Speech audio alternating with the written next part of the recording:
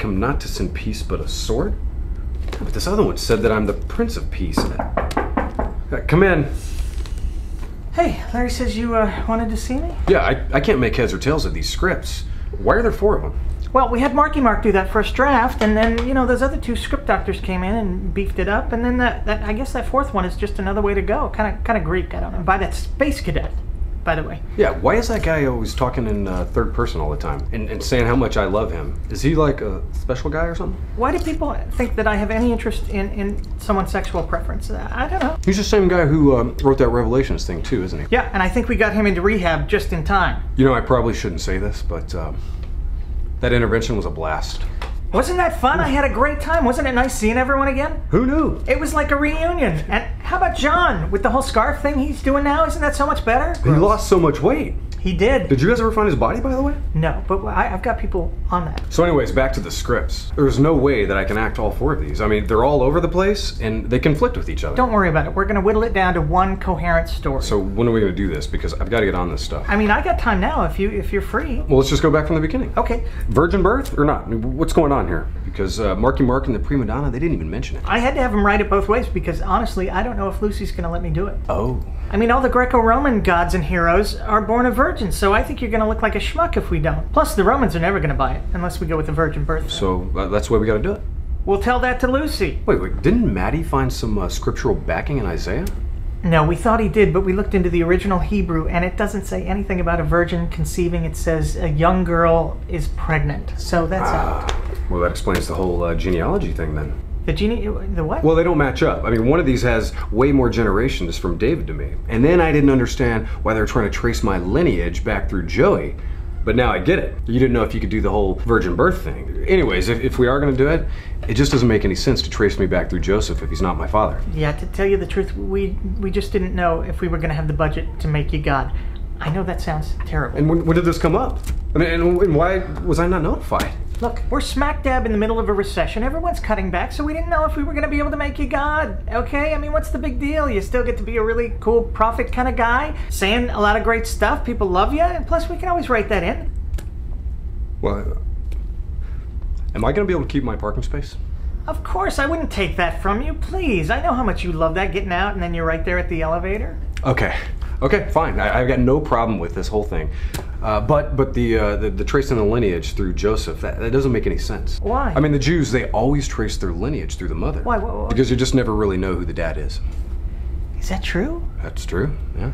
Well, all of these writers were Greek, so, I mean, I guess they don't know the Hebrew. Okay, so there's another thing here? Yeah. I really don't want my arrival to be marked by slaughtering tens of thousands of infants. Yeah, don't worry about that. We're not doing that either. I mean, I caught those guys red-handed. They were trying to rip off the Moses story. Nice. The other thing is, that census, did you see it? I mean, who takes a census by making everyone go back to their homeland? Seriously? I thought that was weird too. Einstein.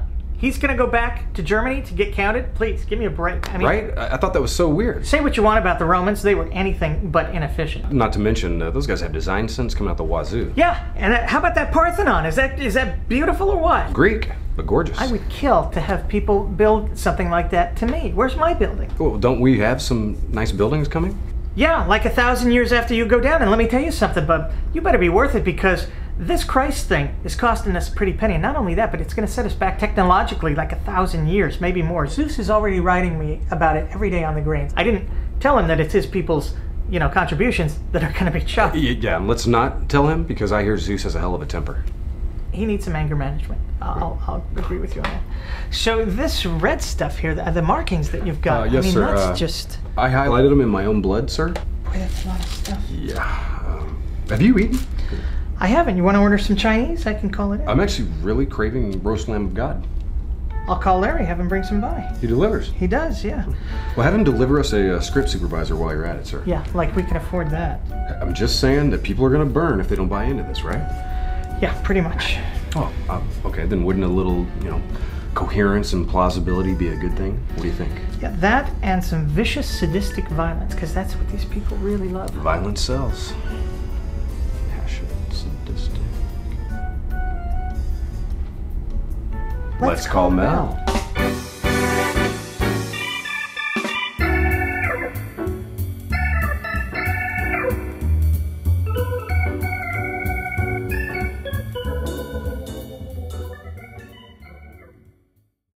everyone, thanks again for watching. I wanted to thank everyone for your emails, your kind words, your financial support. It's been helping out greatly. I am a little sad. I get a lot of emails from people saying, boy, I really want to help out financially with the show, but the economy's killing me. And I hate that. I feel like I have to do something. So we put together a little public service announcement to help you, give you some ideas on maybe how you can achieve your financial goals and live the dream, you know, live the life that you want to be living right now. So we're going to run that right now, and thanks again for all your support. Jimbo, hit it. What's wrong, Pumpkin? I want to subscribe to this cool online thing, but I just don't have the money. Oh, Fruit Cup, that happens all the time. It does? Sure, people want to subscribe to some brilliantly funny web show. It's Club Penguin. Shut up, Doodlebum, Daddy's talking. They want to subscribe, but think, I just don't have the $4 to $40 a month to spend. But they do. They do? Sure, Scuttlefrump, why look under the cushions of that Davenport. You'll find all kinds of loose change.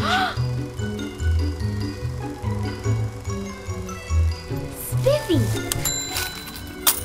The floorboards of automobiles can also be a rich source of filthy lucre. Really? Look under and in between the seats. I worked at a car wash for less than a year and found nearly $50,000 in loose change. That's how we got this house. You're right!